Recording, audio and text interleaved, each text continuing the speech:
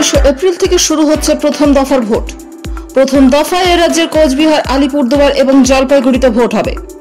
প্রথম দফার ভোটকে ঘিরে কোথায় কত বাহিনী মোতায়েন করা হবে তা নিয়ে শনিবারে জরুরি বৈঠকে বসতে চলেছে কমিশন। কমিশন সূত্রে খবর, প্রথম দফার ভোটকে ঘিরে 3টে লোকসভা কেন্দ্র থেকে সি-ডিজেল অ্যাপের মাধ্যমে মোট ৩,৯০৬টি অভিযোগ জমা পড়েছে। এখনো পর্যন্ত 241টি বেআইনি অস্ত্র, 276টি গুলি উদ্ধার করা হয়েছে। বাজেয়াপ্ত করা হয়েছে 715টি বোমা। এছাড়াও বাজেয়াপ্ত বোমার মশলার পরিমাণ 28.36 কেজি। কমিশনের অ্যাডিশনাল সিইও অরিন্দম নিয়োগী জানিয়েছেন, প্রথম দফার 3টি কেন্দ্রের জন্য মোট মহিলা পরিচালিত বুথের সংখ্যা 428টি। এর মধ্যে কোচবিহারে 60টি, আলিপুরদুয়ারে 230টি এবং জলপাইগুড়িতে 138টি মহিলা বুথ রয়েছে। কমিশনের তরফে আরও জানানো হয়েছে, ভোটার কার্ড না থাকলে বা ভোট কেন্দ্রে ভোটার কার্ড না নিয়ে আসলেও ভোট দেওয়া যাবে।